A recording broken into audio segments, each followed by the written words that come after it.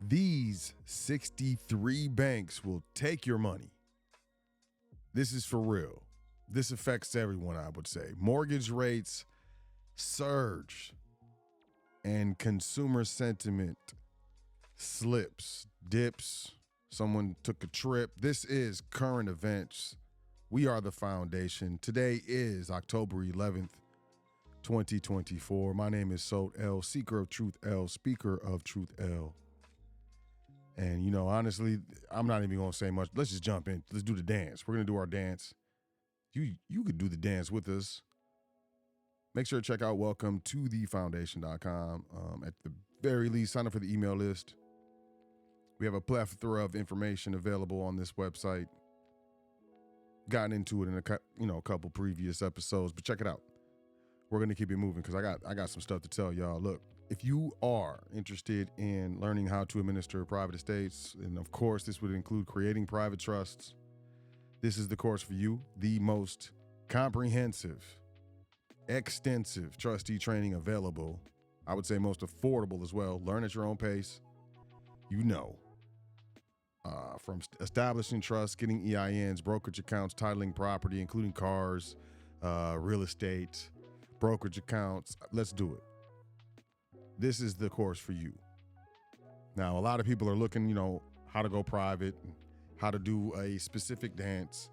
And I will say this, any dance that you're trying to do outside of the public commercial system is gonna, involve a private contract. I'm just gonna tell you that, period. If you think I'm lying, let's debate. But link in the description if you would like to get involved in the training. If you were ever wanted to start your business, didn't know how, didn't believe you could, here is the course for you. This is it. It is extensive. It goes through everything from the startup, EIN, articles of organization or incorporation, all of it. Business plan, executive summary. We get into projections, financial projections, competitive market advantages. Listen, this is the course for you at your own pace. Take your time. No quizzes, no tests. There's nothing technically to get wrong except for not applying the information, the knowledge that you receive. So link in the description if you would like to learn how to start your business. We have the Foundation magazine, Most Luxurious Dance. It is available in print edition. It is available in a digital edition as well. You can do both if you would like. Link in the description if you are interested. We're coming up on a year anniversary. And due to that fact, we are giving away a free pair of AirPods. You got to check out our Instagram to learn more about that. It's just instagram.com/welcome to the foundation. There's links in the description of this video, But here are the requirements. 3 steps. I think it's very simple. Some people may think it's complicated. Either way, you don't have to pay shipping. There's no catch. Shipping is included. You'll get a tracking number. They're sealed, new in the box. They haven't been used, refurbished, renewed. No games. Brand new. Shipped to you.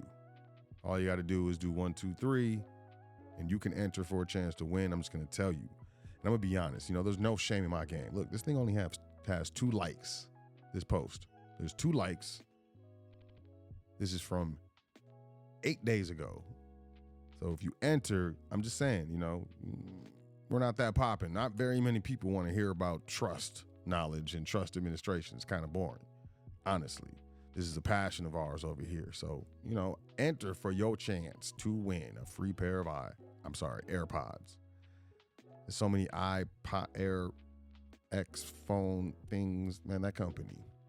But let's do this dance. Let's jump into these current events. Look, Treasury official says withdrawing the U.S. from the IMF and the World Bank would be a step backward. This is important. We focus on economics mostly. and how the economics affect the average Jane and Joe.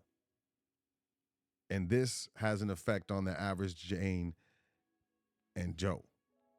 Withdrawing the United States from the IMF and World Bank would be a step backward, a top U.S. Treasury official said today, defending the organizations before a presidential election that could cast uncertainty about America's future in them. In advance of the institution's annual meetings this month, Jay Shambaugh, the Undersecretary for International Affairs, alluded to a Project 2025 proposal for the U.S. to pull out of the IMF and the World Bank if Donald Trump wins. The proposal is part of a plan created by the Heritage Foundation as a possible handbook for the next Republican administration, though Trump has said it is not related to his campaign and he is not bound to its ideas. Look, why does this matter?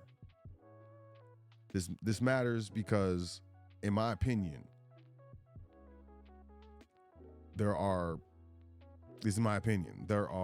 relationships, financial relationships that the government of the United States has with other governments. And then these relationships have a lot to do with a lot of GDP, the United States money leaving the country. However you feel about that, it's completely on you. But ultimately, this ties into banks.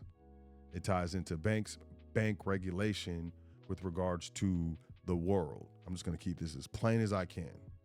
So the International Monetary Fund, the World Bank, the Bank for International Settlements, these are world or international institutions. And the association with these international institutions brings its own risks, which is on the table right now. Politically, it's being spoken about, even no matter how hushed. And, I'm not getting in any way into political banter, but I will say this affects banks. This affects banks that we go to on a daily basis. This affects banks that we have our money directly deposited in. This affects cash accounts, savings accounts. And how do you say? Well, check this out. 63 banks are implementing Basel III, which includes the widespread practice of bail-ins to rescue failing banks.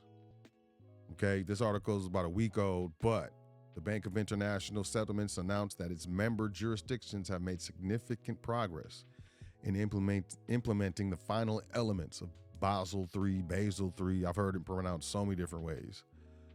Basel III includes wide acceptance of bail-in as a way of rescuing failing banks, unlike a bailout, which involves external assistance, often from taxpayers. 2008, 2009. Remember Occupy Wall Street? A bail-in restructures the bank's liabilities internally, which includes taking the money you have on deposit and in savings accounts. And these form part of the bank's liabilities and converting them from cash you can use into something else, e.g. shares in the bank. So you have money in your savings account, you have money in your checking account. The bank is having failures due to the mismanagement of the bank itself, instead of the government coming in and bailing out the banks. That's a bailout. They bail in the depositors' funds. This includes individual and corporate accounts. In other words, it is a bailout by the taxpayers, but without the government as the middleman. As a depositor or saver, the bail-in conditions will not be negotiated with you. Listen, and I believe this is the reason why you're seeing a lot of telebanking. There's a lot of banks that have ATMs like in the bank next to the counter where the tellers are, the actual human tellers. I've gone to Wells Fargo specifically, and they have this person holding a little iPad mini or whatever, and they're standing in there where the line forms, And they ask, are you making a deposit or a cash withdrawal? And if you say yes, then they say you can do that at the ATM, and there's like machines sitting over there. There's credit unions. There's a credit union that I know personally. I walked into it and it has no more tellers. You walk up to, quote, the teller. It's a machine with a camera and a screen. And it's a person on camera who comes up on the screen, a banker, a bank teller, and that's how they facilitate the transaction. There's other banks that are putting that really thick plexiglass up around. I don't know. I might be tripping, but I've been noticing these things. Now, I say 633 banks, right? And some people would say, hey, clickbait, so no. And here's the list of the 63 banks. The bank's capital is held by central banks. Only 63 central banks and monetary authorities are currently members of the Bank of International Settlements and have rights of voting and representation at general meetings. So we got the Bank of Algeria, Central Bank, Look at all this. Belgium, Brazil, Canada, got y'all in there. Our northern neighbors, Chile, China, Colombia, the Czech National Bank, Croatia, Bank of Estonia, European Central Bank, the Bank of Finland, the Bank of France. Listen, Germany's in here. Greece. I don't know if y'all know what happened in Cyprus, Greece. I might be wrong with my geography. I saw Europeans in line at the ATMs. And it was like 2013 or something of that nature, 2014. I can't remember the exact year, but the news was showing Europeans over there in lines at ATMs, man. And this is a first world country. Reserve Bank of India. But look, if you go all the way down here, second from the bottom, Board of Governors of the Federal Reserve System, the United States. The United States is part of this. So if you think that this will have nothing to do with us here in America, oops.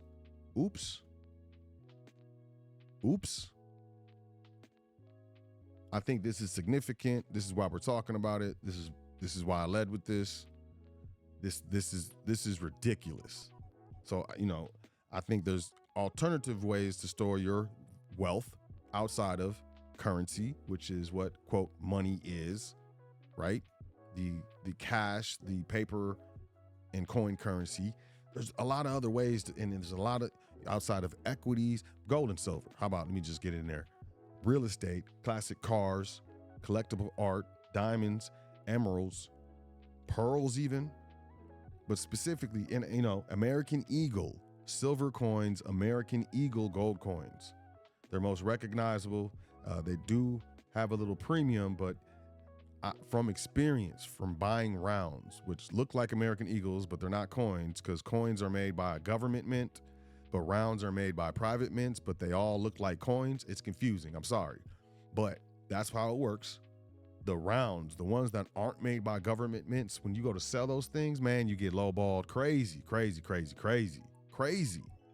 I mean, I just had like a few because I thought they were cool and stuff. And I was like, silver went up. I'm like, hey, man, the gold and silver ratio is telling me to do something different.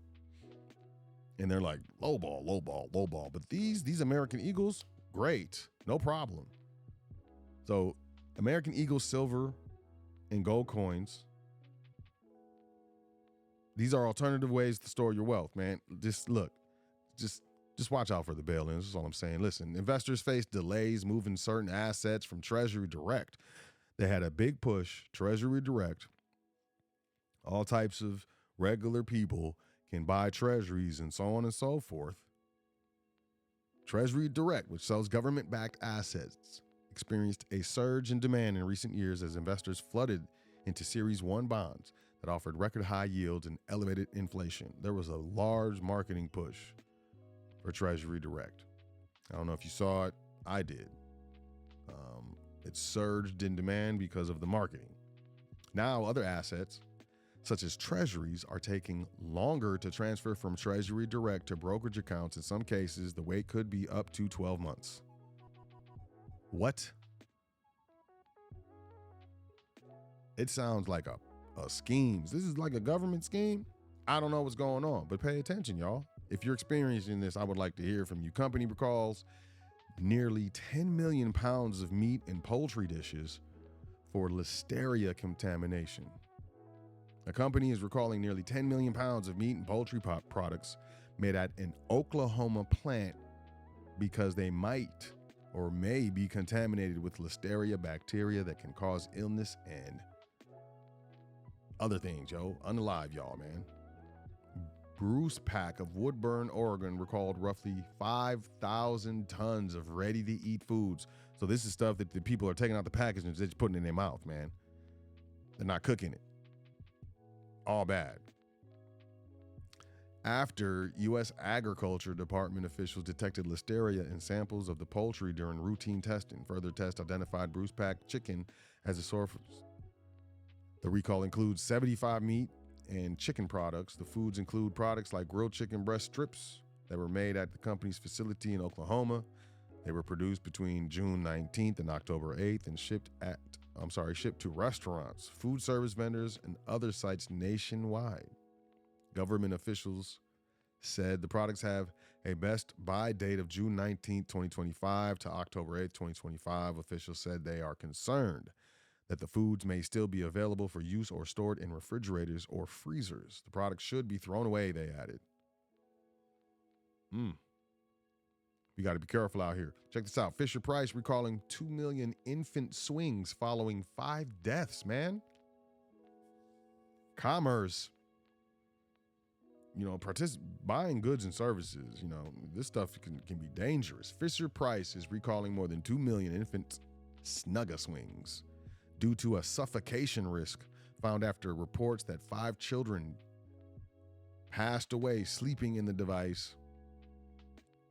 In an alert issued by the U.S. Consumer Product Safety Commission, the $160 device, quote, should never be used for sleep and bedding materials, should never be added to it, end quote, because the headrest of body support insert located on the seat cap, quote, can increase the risk of suffocation, end quote. 5 deaths were reported between 2012 and 2022, and all were infants aged between 1 and 3 months using the swings for sleep. The agency said that in most of the incidents, the children were unrestrained and the swing had bedding materials added to it. Y'all be careful with the little ones, y'all. It took five of these little ones, man, for them to, U.S. consumer sentiment slips in October. U.S. consumer sentiment slipped amid lingering frustration over high prices. A survey showed today the University of Michigan's preliminary reading on the overall index of consumer sentiment came in at 68.9 this month, compared to a final reading of 70.1 in September. Economists polled by Reuters had forecast a preliminary reading of 70.8. Quote, while inflation expectations have eased substantially since then, consumers continue to express frustration over high prices. Still, long-run business conditions lifted to its highest reading in 6 months, while current and expected personal finances both softened slightly, end quote. They saying the businesses are doing well, but individuals, your personal finances are going low. The survey's reading of one-year inflation expectations rose 2.9% from 2.7% in September. Its 5-year inflation outlook dipped to 3% from 3.1% the prior month. Quote, with upcoming election on the horizon, some consumers appear to be withholding judgment about the longer-term trajectory of the economy, end quote. It'll get better. It's going to get better, y'all. I mean, it might get a little worse first, but it's going to get better. Mortgage rates surged for the second straight week after hitting 2-year lows. Prospective home buyers waiting on the sidelines for a further drop in mortgage rates received unwelcome news. The average rate on a standard 30-year fixed mortgage was 6.32% in the week ending October 10th. Mortgage financing provider Freddie Mac said it was the largest one-week increase in mortgage rates since April, and the second straight week rates jumped higher after falling to a 2-year low last month. We need to do better. Not even us. They. I mean, what's going on? JP Morgan sets aside more money for potential bad loans. but says consumers are on solid footing. Well, then why are you setting aside more money for bad loans? And I mean, credit card delinquencies are crazy. Repossessions on cars are crazy. They're keeping the numbers out of the headlines, but foreclosures are crazy. And, the banks know it. They're getting ready to, especially JP Morgan Chase, they have credit cards. They know what's going on. Those credit card companies have a lot of information. I would say almost as much as the insurance companies. JP Morgan's net income fell 2% in the third quarter as the bank had to set aside more money to cover bad loans, but the results topped Wall Street estimates and shares rose in the morning trading. So, hey, the bank's doing good. How are we doing? We're not doing that well, at least most of us. Severe solar storm could stress power grids even more as U.S. deals with major back-to-back hurricanes. Y'all hear about this? They got solar storms coming up. There's a severe solar storm headed to Earth that could stress power grids even more as the U.S. deals with major back-to-back hurricanes, space weather forecasters said Wednesday. The National Oceanic and Atmospheric Administration issued a severe geomagnetic storm watch for yesterday and today after an outburst from the sun was detected earlier this week. Such a storm could temporarily disrupt power and radio signals. I ain't heard of that, but it makes sense. 7-Eleven is closing more than 400 locations. The retail apocalypse, it continues. Several hundred underperforming 7-Eleven locations across North America are closing. 7-I Holdings. I like Holdings. The chain's Japan-based parent company revealed in an earnings report Thursday that 444 locations of 7-Eleven are shutting down because of a variety of issues, including slowing sales, declining traffic, inflationary pressures, and a decrease in cigarette purchases. And I would say a lot of crime. A specific list of closing locations wasn't immediately released. The chain has more than 13,000 stores across the United States, Canada, and Mexico. So the number of closures amounts to 3% of the portfolio. 400 stores, that's a lot of jobs. That's a lot of people work that aren't going to be working. TD Bank hit with record $3 billion fine over drug cartel money laundering. What? Yeah, the banks do it. TD Bank will pay $3 billion to settle charges that it failed to properly monitor money laundering by drug cartels, regulators announced Thursday, because they make money off of money. The fine includes a $1.3 billion penalty that will be paid to the U.S. Treasury Department's Financial Crimes Enforcement Network, FinCEN.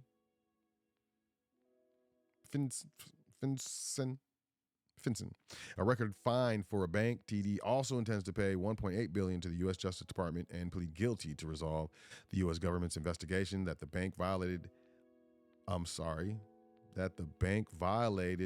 the Bank Secrecy Act and allowed money laundering. Writers, y'all got to do better. The U.S. Department of Justice said in a statement that TD Bank had, quote, long-term, pervasive, and systemic deficiencies, end quote. In its procedures of monitoring transactions. The Wall Street Journal first reported the news Wednesday.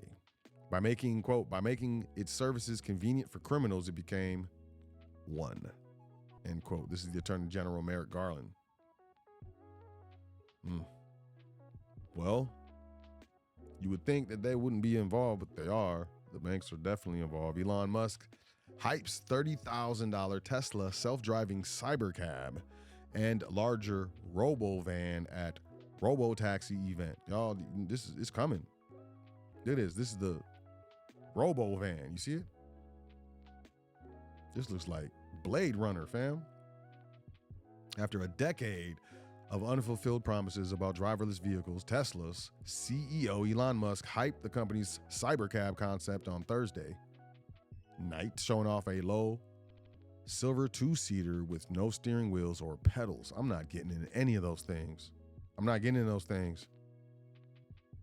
There's a show on Amazon called Upload. You should watch that. Rolling up to the stage in a cybercab almost an hour after the company's We Robot event was supposed to begin, Musk said the company had 21 of these vehicles and a total of 50 autonomous cars on location at the Warner Brothers studio in Burbank, California, where Tesla hosted its invitation-only event. Musk offered no details about exactly where Tesla plans to produce the cars, but said the consumers would be able to buy a Tesla Cybercab for below $30,000. He said the company hopes to be producing the Cybercab before 2027. He also said he expects Tesla to have, quote, unsupervised FSD, end quote, up and running in Texas and California next year in the company's Model 3 and Model Y electric vehicles. Full self-driving, y'all. I'm not doing it. I'm not doing it. Are y'all getting into a car that has no driver, no pedals, and no steering wheel? Man, so many people are just going to G for it. I'm not G foring it. Excuse me. Sorry about that. This freaks me out. And on that note, y'all enjoy yourself. Take care of yourself. Make sure you say 10 things that you're thankful for before you go to sleep tonight and every night. It's very important. And I'll catch y'all next week. Have a great weekend. Peace and love, y'all.